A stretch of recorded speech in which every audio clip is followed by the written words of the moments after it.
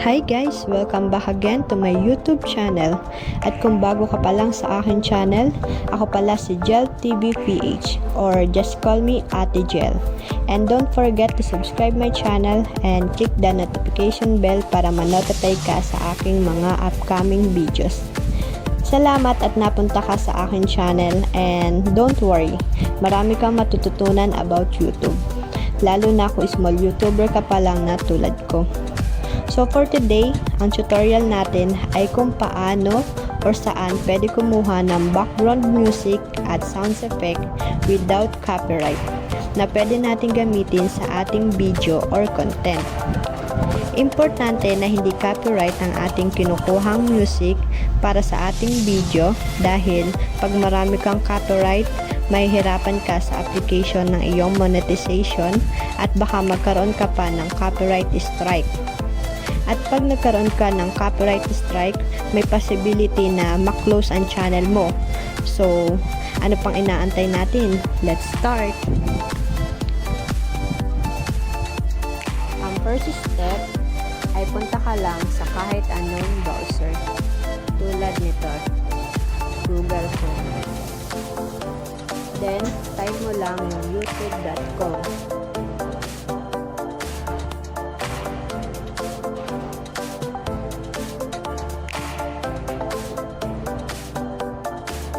Pag nasa YouTube ka na, login mo lang yung iyong YouTube account kung hindi ka pa nakalogin.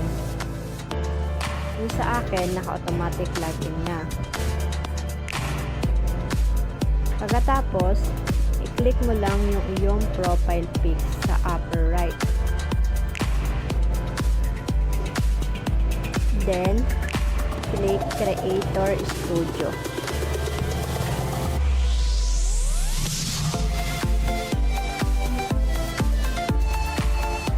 Pagkatapos, i-click mo naman yung tatlong lines sa upper left. So, ayan.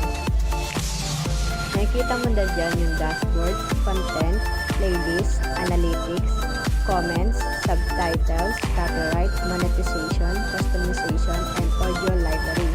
So, ngayon, punta ka sa audio library.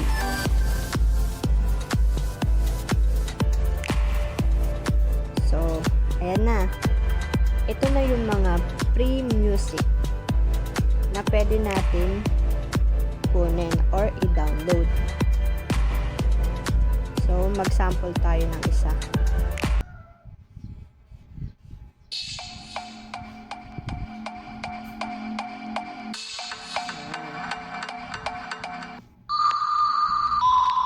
Mamili ka lang dito kung ano yung mga gusto mong music.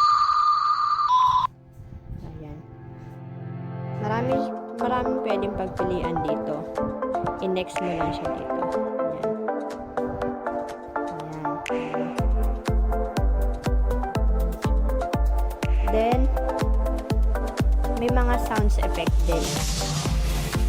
Click mo lang itong second tab na sound effect.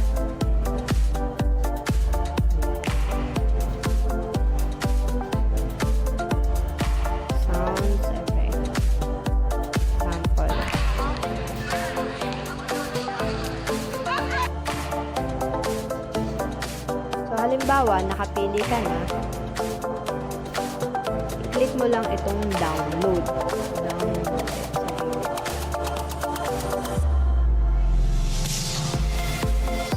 Ayan, naka-download na. Then, open na.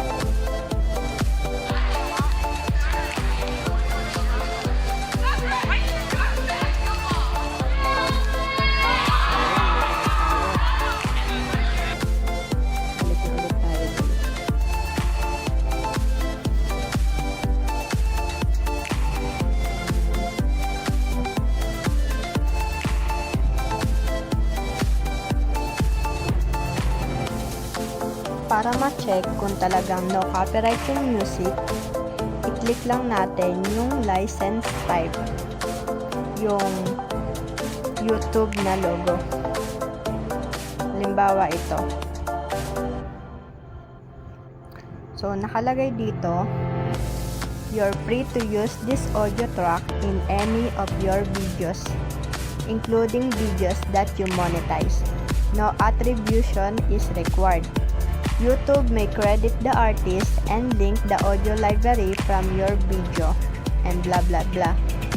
So, ibig sabihin lang, may permiso tayo na gamitin yung kanilang music basta ilalagay natin sa ating video, or usually sa description box naman nilalagay yun yung artist ng music. Lalagyan lang natin siya na credit to the owner, then name ng artist. Ganun lang. Para pwede na natin gamitin yung kanilang music.